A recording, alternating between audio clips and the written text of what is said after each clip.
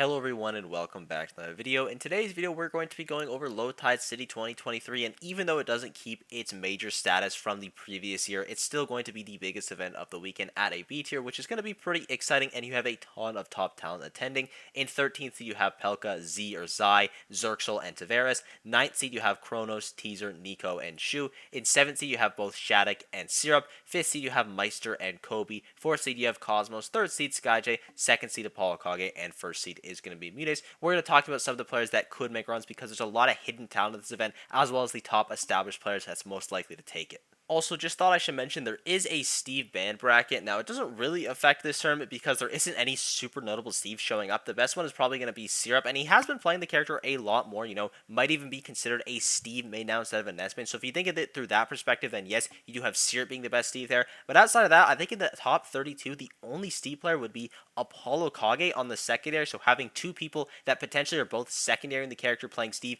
you don't really need a Steve ban bracket. Obviously, they couldn't have known that Steve players were or were not going to show up. I think it's an interesting way to test out if there's no Steve in the tournament, how people are going to respond to that. But again, it's just a nerf version of the bracket, so we're not going to be taking a look at it. The first player that I want to talk about, and someone that I am really excited to see at this tournament, is going to be Tavares. If you don't know who they are an amazing Mario player, probably the third best Mario in the US right now, because you obviously have Kurama at number 1. I'm still going to give Dark Wizzy benefit of the doubt for number 2, but Tavares could definitely take that spot. Also, just shout out to the Mario mains doing incredibly well right now. You have the 3 players that I just mentioned now farming it up in Japan as well. So Mario definitely making it work in this meta. But the first matchup that Tavares is supposed to play against is Apollo Kage, and it feels weird to bet against Apollo Kage just considering how hot he's been playing as of late. But the only time these players have played, Tavares did win. Now, Apollo Kage, I think he has leveled up massively since then because his continual growth has just been insane to watch. But Tavares, he's also gotten a lot better. It is in his favor, so I definitely think that is an upset that can happen. So really excited to see that. And if he does manage to upset Apollo Kage, he would probably go into Shattuck or another Snake in Kronos, which is great.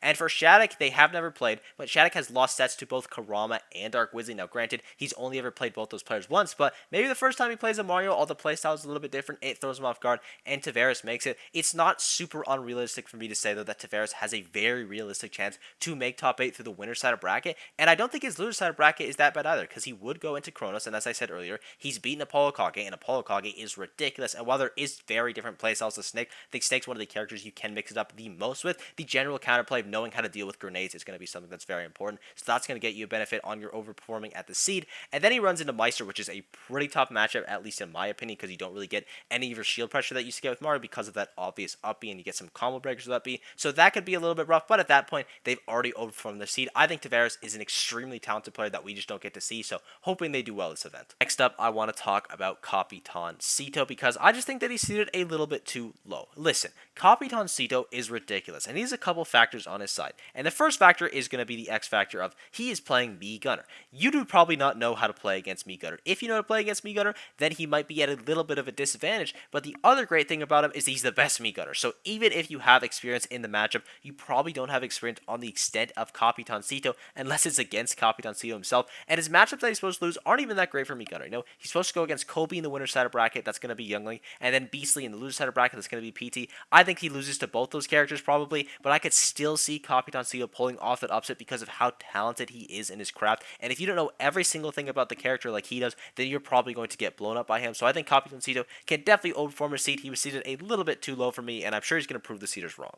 The next player that I want to talk about is going to be Shu, and their bracket run is really good, at least in terms of matchups, because they do have to go into Meister, which is by no means a good draw. Meister's like a top 30 player in the world. He's been having a decent season, just coming off a really nice big performance at Collision. So Meister might be playing with a little bit of momentum, but the matchup is Game & Watch versus Zero Suit, and I'll tell you right now, that matchup is horrendous for Game & Watch. It is really, really bad. So on paper, you might even favor Shu here, even though the caliber player Meister is really, really difficult to beat. I think Shu definitely can pull it off. They've made these big upsets before. Then they would go into Cosmos. Now, the matchup isn't as great for Zero Suit there. I'd even argue it might even be losing. But the one thing that Zero Suit has over Aegis is the edge guarding. Zero Suit can edge guard this character extremely well. And in a tournament, if you can play to that win condition well, then that could be a big upset for Shu. We've known Cosmos be able to fall sometimes when people exploit him on the edge guard super hard. This isn't even just a Cosmos thing. This is just kind of an Aegis thing. It's like the one flaw of the character. So if Shuka is able to pick away at that, they might be able to get that upset as well. But in the loser side of bracket, they are supposed to lose to Shattuck,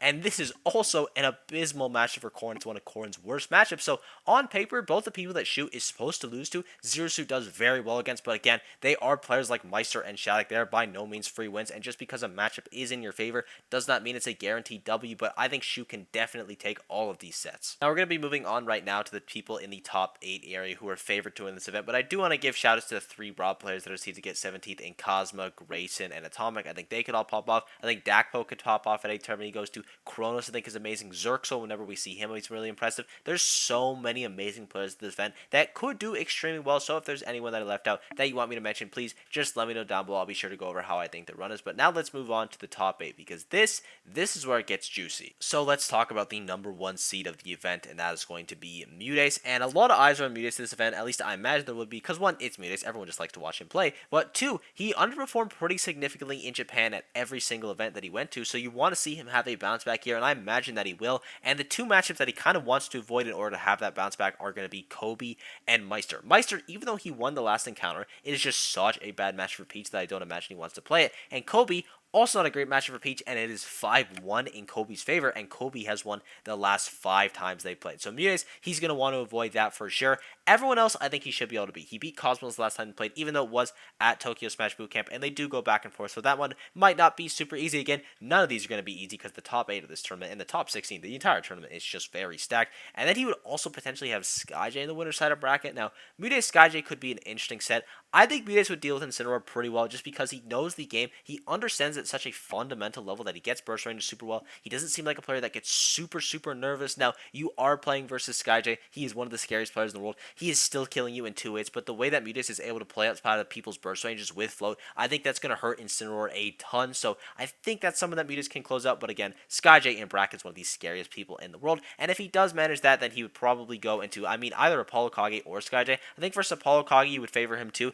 just because Apollo Kage has never played a Peach on Mutace's level. They've never played before. Well, actually, they played once, but it was like 2 years ago, so I'm not going to count that because Apollo Kage has essentially become the player he is in the last couple months, to be honest. Like, he's just been leveling up again so fast. I say it over and over again, but it really is impressive. So that might go either way, but I think Mutace has more experience versus top snakes at the super top level, so you want to favor him there. And then the grand finals, I think once Mutace gets into grand finals, even if it is Kobe or Meister, he should be favored there because he does have that nice cushion and his adaptation is so strong. But that's definitely the worst case scenario if he has to play versus Meister or Kobe at any point in the bracket. That's going to be players that he's going to want to avoid. A player that you have to have your eye on this tournament, though, is going to be Kobe, especially considering his hot win that he just got at Cirque du CFL, where he got a bunch of amazing wins, including a win on Mutace, the winner of this event, or the projected winner of this event, as well as 2 wins on Kova. So Kobe's definitely somebody you got to look out for, as well as Young Link just being such a broken character. And I'm so glad that Kobe and other Young Links, like I think most notably right now, Suinoko, are showing how ridiculous this character is, because it is actually unfair. Them and Terry are the most underrated characters in the game, so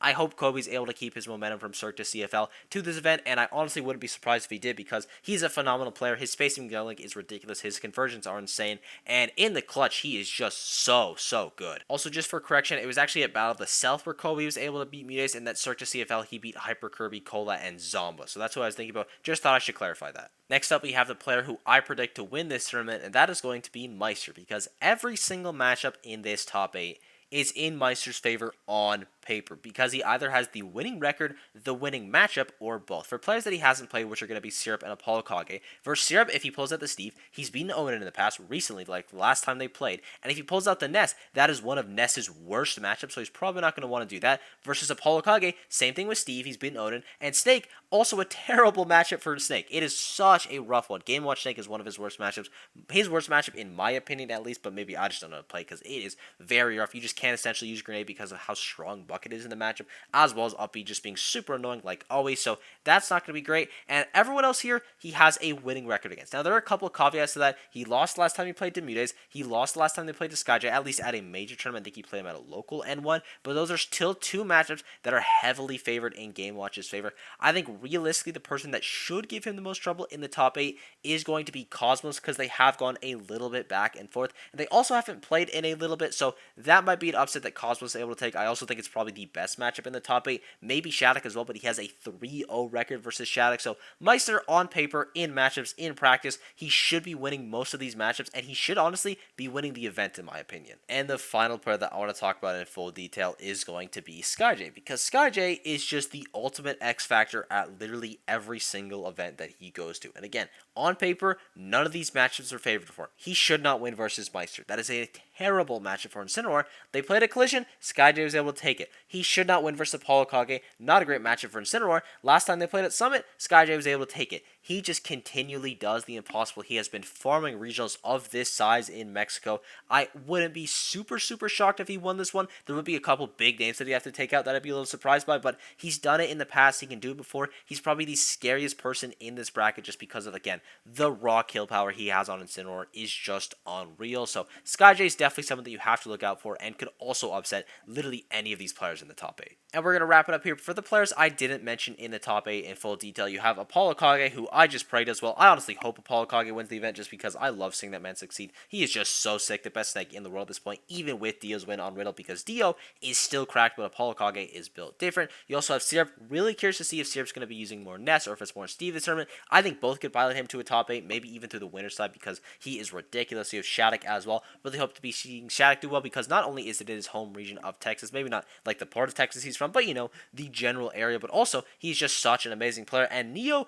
has been getting a lot of reps in Japan, so Shattuck wants to defend that title of best corn, and I'd say right now it's going to Neo. Then he has to do well at this event. And then finally you have Cosmos. When he plays well, it is some of the most fun Smash to watch. When he doesn't play well, it's not that, so hopefully Cosmos is playing well because I just want to see some banger sets from him. But I thank you guys for watching. I hope you enjoyed. Sport's been absolutely unreal lately. Again, if there's any players that I left out or you just want more detail on some players, let me know down below, and I will see you all in the next video. Bye-bye.